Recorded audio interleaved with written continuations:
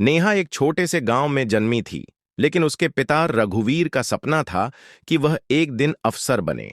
रघुवीर ईंट भट्ठे पर मजदूरी करते थे और अपनी बेटी की पढ़ाई के लिए हर संभव प्रयास कर रहे थे। नेहा पढ़ाई में बहुत होशियार थी और उसके पिता ने उसे हमेशा प्रेरित किया कि वह अपने लक्ष्य की ओर बढ़ती रहे। उसकी मां भी चाहती थी कि उनकी बेटी पढ़ लिख कर बड़ी अफसर बने, लेकिन अचानक एक गंभीर बीमारी के कारण उसकी मां चल बसी।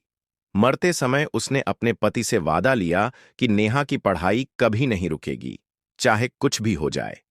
पत्नी की मौत के बाद रघुवीर पूरी तरह से टूट चुके थे, लेकिन उन्होंने अपने दुख को अपने सपने के आड़े नहीं आने दिया। वे दिन रात मेहनत करने लगे ताकि नेहा की पढ़ाई जारी रह सके। गांव के लोग तरह तरह की बातें करते थे कि लड़की को पढ़ाने का कोई फायदा नहीं, शादी कर दो और बोझ हल्का कर लो। लेकिन रघुवीर ने किसी की नहीं सुनी। उनकी बेटी 12वीं में अच्छे नंबरों से पास हुई और इसके बाद उसने कॉलेज में दाखिला ले लिया। अब पढ़ाई का खर्च बढ़ने लगा, लेकिन रघुवीर ने और कड़ी मेहनत करनी शुरू कर दी। नेहा को अपने प्रोफेसर से पता चला कि यूपीएसएससी पास करने के बाद वह अफसर बन सकती है।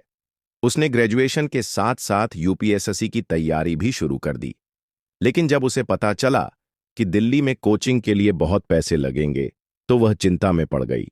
उसे डर था कि उसके पिता के पास इतने पैसे नहीं होंगे और वह पहले से ही बहुत मेहनत कर रहे हैं। उसने पिता से कहा कि वह कोई नौकरी कर लेगी और पढ़ाई छोड़ देगी। यह सुनकर रघुवीर समझ गए कि उनकी बेटी किसी उलझन में है। उन्होंने उसे समझाया कि यह सपना सिर्फ नेहा का नहीं, बल्कि उनका भी है। उसे किसी भी हाल में पढ़ाई नहीं छोड़नी चाहिए। नेहा कोचिंग के लिए दिल्ली जाना चाहती थी, लेकिन पैसे की समस्या थी। रघुवीर के पास अपनी बेटी की शिक्षा के लिए घर के अलावा कुछ नहीं था। उन्होंने बिना नेहा को बताए अपना घर गिरवी रख दिया और साहूकार से 10 लाख रुपए ले लिए। उन्होंने वह पैसे बैंक में नेहा के नाम जमा करवा दिए और उसे कहा कि जब तक वह अफसर नहीं बन जाती, तब तक गांव वापस नहीं आए। पिता के इन शब्दों ने नेहा को और मजबूत बना दिया और उसने कड़ी मेहनत से यूपीएसएससी की परीक्षा की तैयारी शुरू कर दी। कई सालों के संघर्ष के बाद नेहा ने आखिरकार परीक्षा पास कर ली और आईएएस अधिकारी बन गई। जब वह सालों बाद अपने गांव लौट रही थी, तो उसकी आंखों में पिता से मिलने की खुशी थी।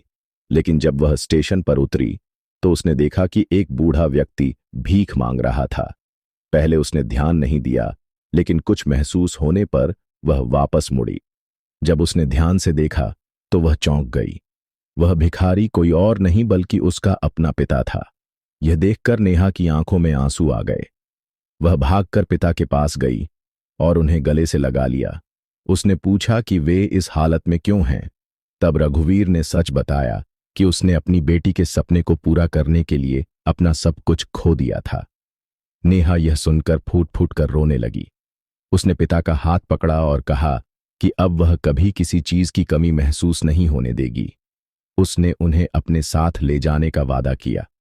रघुवीर की आंखों में खुशी के आंसू थे। आखिरकार उसकी बेटी ने वह सपना पूरा कर लिया था, जिसके लिए उसने अपना सब कुछ कुर्बान कर दिया था। यह कहानी हमें सिखाती है कि सच्चे सपनों को पूरा करने के लिए त्याग और मेहनत की जरूरत होती है।